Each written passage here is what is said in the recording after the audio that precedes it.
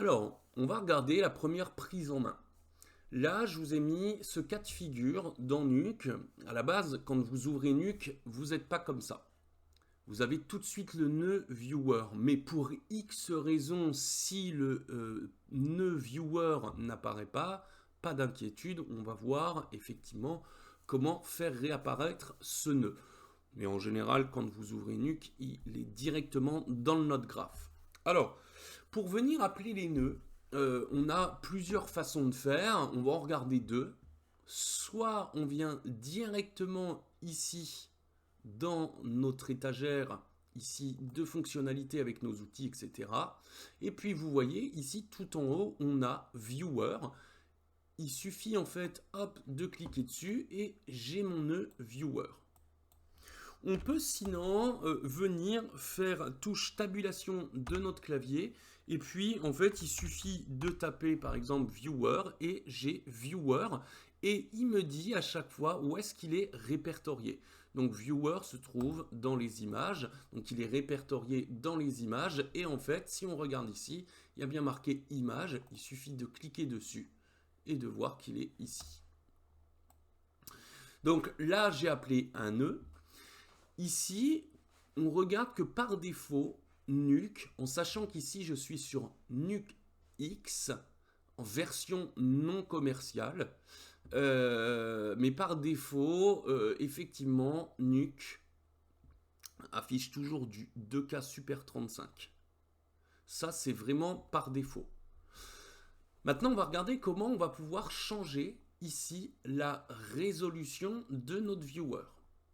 On a vu que si je double-clique ici, tout à l'heure dans l'interface, et je vais me remettre ici en 1, donc je ne vous réexplique pas, hein, ça va vraiment avec l'interface, avec le tuto sur l'interface, on voit effectivement que j'ai différentes options, mais finalement j'ai beau regarder, je ne trouve pas finalement ici le fait de pouvoir changer la résolution.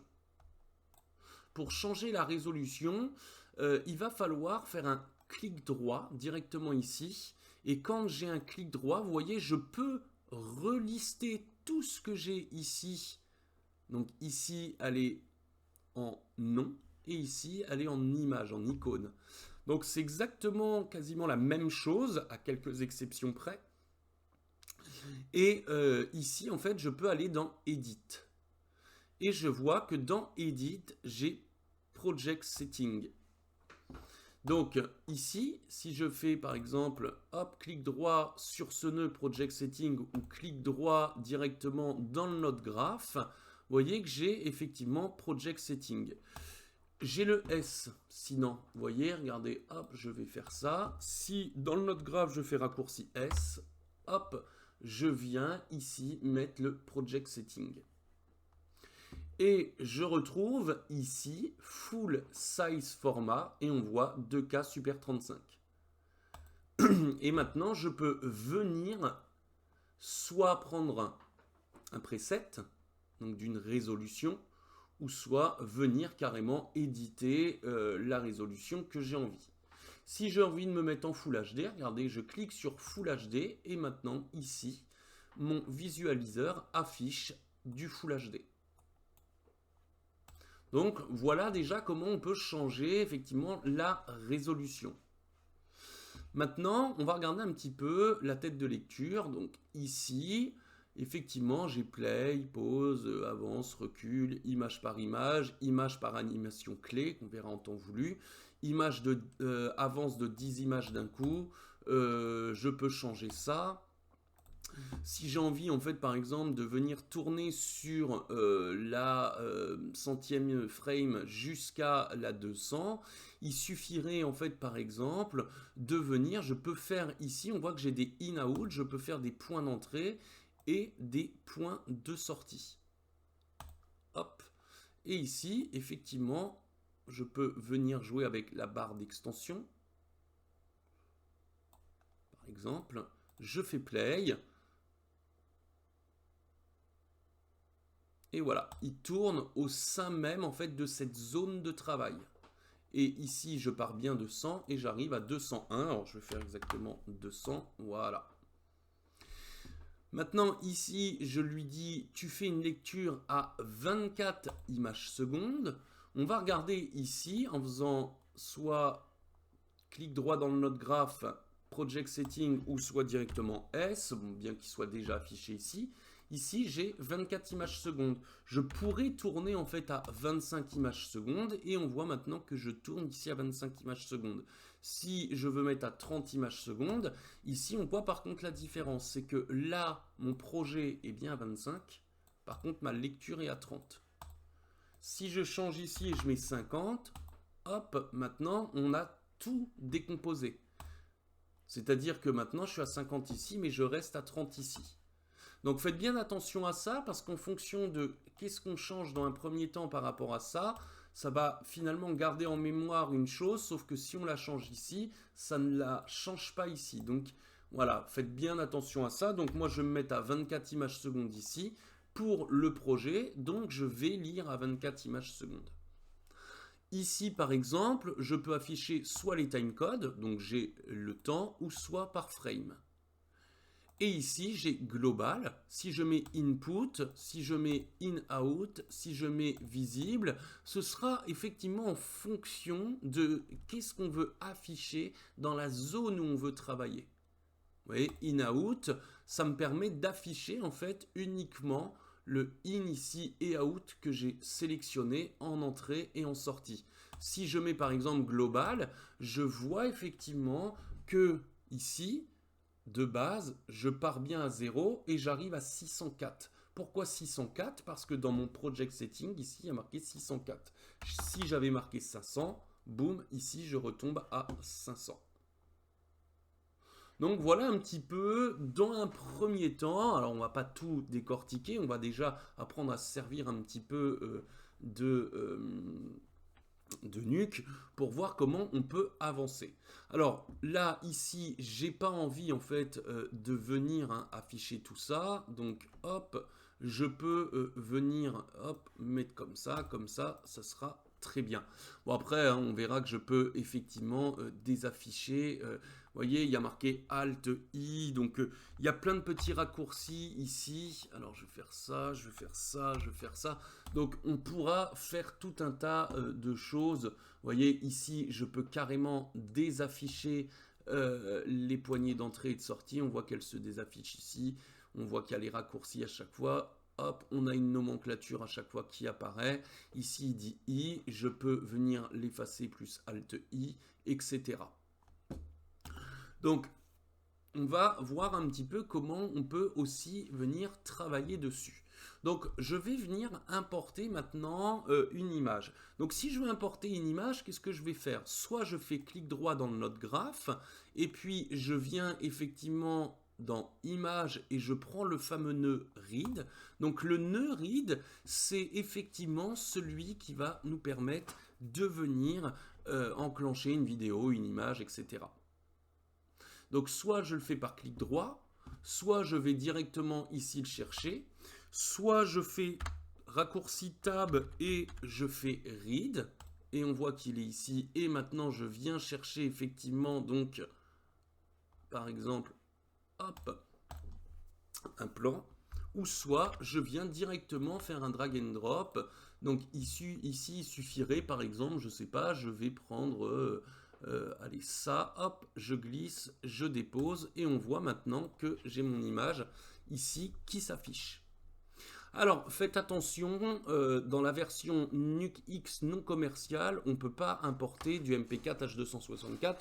Bon, soit c'est pas grave parce que de toute façon, c'est la plus basse des qualités. Donc, pour la démonstration, à chaque fois, je travaillerai sur du ProRace. Donc ici, maintenant, je veux venir voir ce qui s'affiche effectivement sur ce nœud, donc à l'image, dans mon viewer.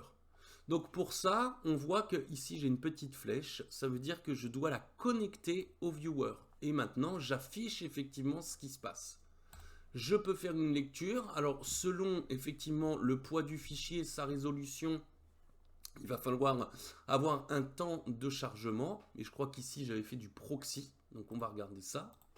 Je vais double-cliquer dessus, et je vais regarder. Alors en fait, c'est pas du proxy, c'est du ProRace 422HQ, mais ça se lit relativement bien. Donc on a tout un tas d'informations en fait concernant ce plan. On verra que je peux faire des fichiers de proxy pour aller plus vite. Si je double-clique sur ce plan, on voit qu'il est marqué frame range 1 et que ça se termine à 604. Mais souvenez-vous, sur, hop, ici, donc raccourci S, ou alors clic droit, Edit, Project Setting, ici je suis à 500. Donc je vais mettre 604, comme ça au moins je vais tourner sur la totalité de mon plan. Donc ce plan effectivement fait bien 1080. Donc on verra effectivement qu'on peut demander à changer un petit peu la donne pour changer les résolutions directement ici si ça avait été une résolution différente. Donc ici vous voyez quand je remue un petit peu ça lâche en fait la connexion, donc ça déconnecte. Je peux la déconnecter en faisant ça, donc je prends, je saisis, je fais ça. Je peux déconnecter, je peux le prendre à partir du viewer, je peux faire ça et ça. Mais je peux venir sélectionner mon nœud et faire pavé numérique 1 et ça le connecte. Maintenant, s'il y a plusieurs viewers, s'il y a plusieurs images, par exemple, si je fais touche tab viewer, je vais rappeler un viewer. Voilà, j'ai viewer 2. Si je fais 1, donc si je le choisis, je fais 1 ici, il se connecte alors. Hop, il faudrait que j'ai le pavé, hop, 2, voilà. Vous voyez, ici, en fait, quand je fais 1, il se connecte au 1. Quand je fais 2, il se connecte au 2. Alors là, je fais la démonstration un petit peu bêtement parce qu'on ne voit pas vraiment l'efficacité. Mais vous verrez qu'effectivement, des moments, on doit afficher sur le 1, sur le 2 en fonction du monitor, ici à gauche et puis éventuellement à droite. Donc voilà un petit peu comment ça fonctionne. Si je veux, par exemple, effectivement, zoomer dedans, travailler la rotation, etc., on va voir qu'il va falloir à chaque fois venir appeler une action, donc autrement dit un nœud. Donc ici, mon fameux read, qui s'appelle comme ça, en sachant que read ici, je vais double-cliquer. Donc ici, si je change le nom read, et puis par exemple, je mets, je sais pas, rush, tac, on voit qu'il y a marqué rush. Si je viens en fait ici par exemple mettre une couleur, on voit qu'ici j'ai un encadré vert. Donc vous avez tout un tas d'options en fait ici. Et puis on voit que ce nœud par exemple comporte différents onglets. Alors qu'on verra effectivement en temps réel. On a les fameux métadonnées ici. Donc ça c'est hyper important. Et puis on verra en fait que on va pouvoir effectivement mettre tout un tas de choses par rapport à ce nœud. Donc ici, ce nœud, par exemple, je veux zoomer dedans. Si je double-clique ici, je peux regarder, mais effectivement, rien ne s'affiche. Rien me dit en fait que je peux travailler sur ses propriétés. Pourquoi? Parce qu'il va falloir effectivement faire une action supplémentaire, donc faire touche par exemple table, et puis mettre transform. Et ici j'ai le fameux nœud transform et je clique dessus et on voit maintenant ici qu'il est connecté. Alors pourquoi il est connecté automatiquement? Tout simplement parce que regardez, si je clique dessus et je fais transform, étant donné que j'avais cliqué dessus, il considère que chaque nœud que j'appelle en le sélectionnant doit se connecter. Si maintenant je clique dans le vide, on voit qu'ils ne sont pas sélectionnés. Je choisis transform, on voit que le nœud est flottant, c'est-à-dire qu'il n'est pas rattaché. Bon, alors après il suffirait de faire ça et puis de faire ça. Hop, voilà.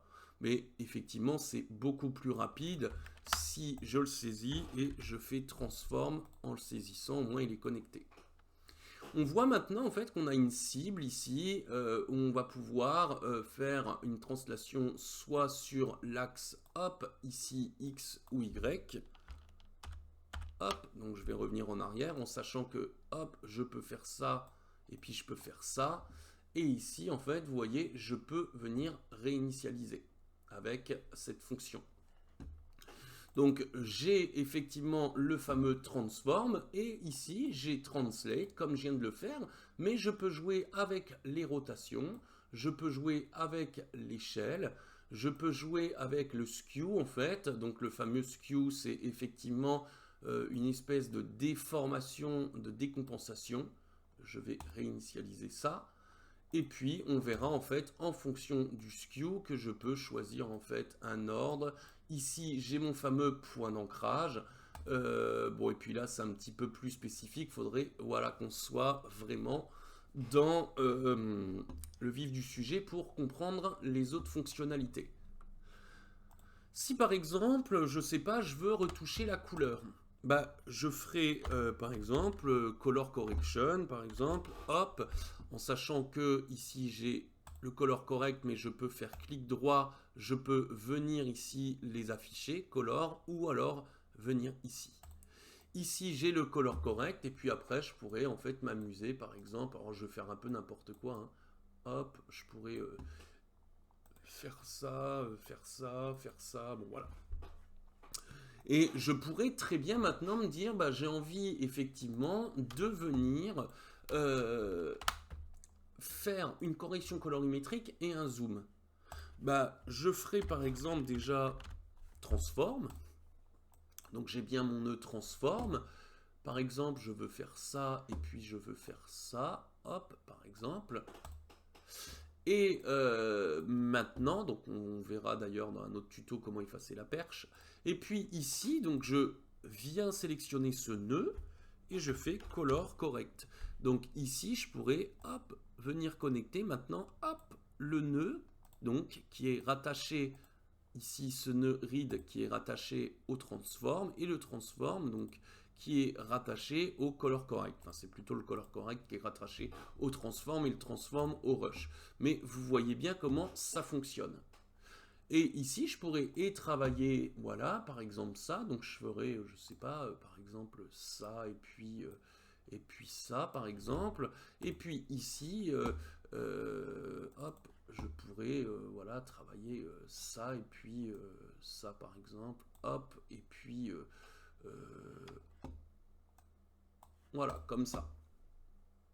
Donc, vous voyez, en fait, on voit bien la connexion de nœuds à chaque fois. Donc, c'est pas du tout pareil, effectivement, que un système par layer, autrement dit par calque. Là, c'est vraiment des connexions. Donc, voilà comment on peut déjà avoir une prise en main et une première compréhension. Alors, on verra effectivement qu'il y a tout un tas de connexions qu'il est envisageable de faire.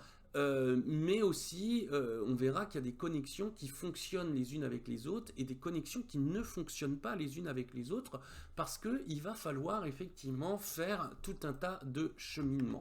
Je pense notamment ici au fameux nœud merge. Le fameux nœud merge permettra en fait de venir connecter par exemple ici une vidéo, on imagine qu'elle est tournée sur fond vert et après ici son arrière-plan par exemple.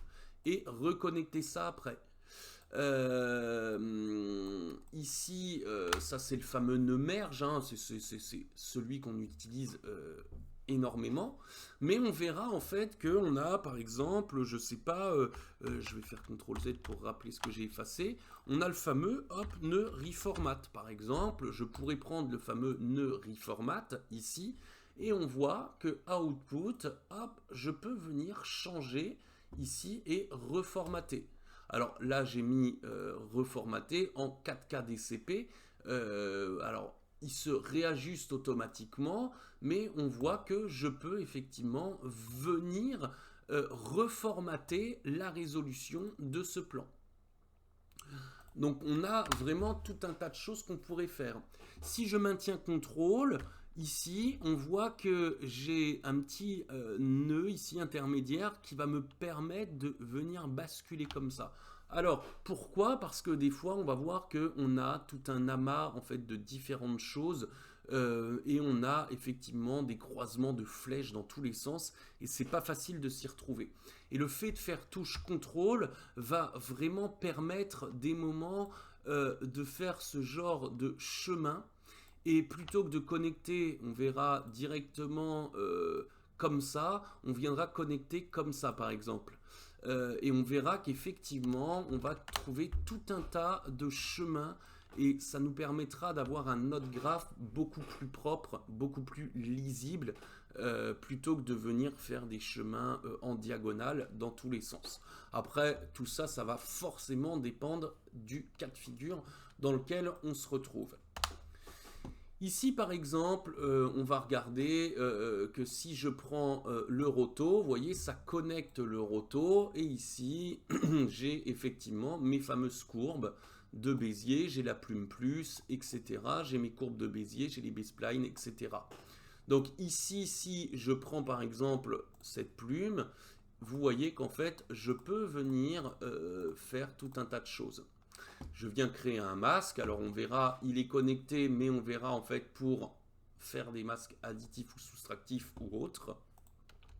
Mais vous voyez, il faut à chaque fois appeler un nœud. Chaque opération que vous allez faire, il faudra appeler un nœud. Maintenant, je vais effacer ça et on verra que si je veux passer ici en mode, par exemple, 3D. Ici, j'ai effectivement mon environnement 3D.